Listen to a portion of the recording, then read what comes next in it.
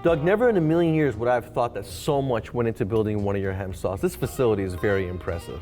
You know, it's really interesting, Sam, because when we go ahead, we start with the raw materials.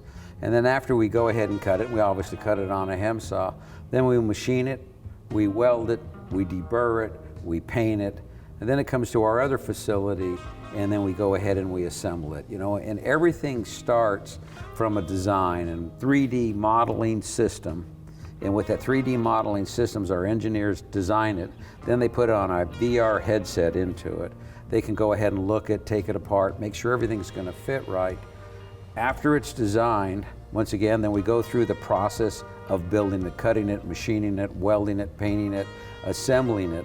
We even do that with the controls. Each one of those controls, we have certain ones that are standard, and then we have some that are custom.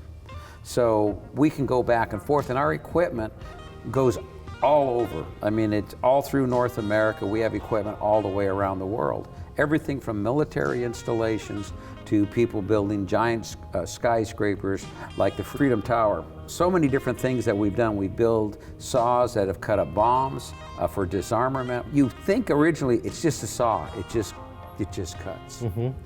And it does, but we have to cut so many unusual metals.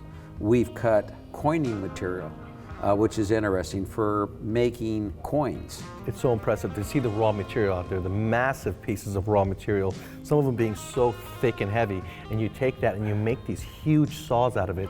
I did not know that the saws got so big. That's impressive. Yeah, you know, we've built saws to cut cars in half. If you can imagine an 80 by 80, we drove a pickup truck, we did it for a television program, and then we sawed it in half.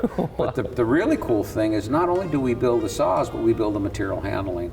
And the neat thing about it all is, Sam, my family takes a lot of pride in it. We're the last American-owned major saw builder left in the United States. Wow. We take pride in what we do.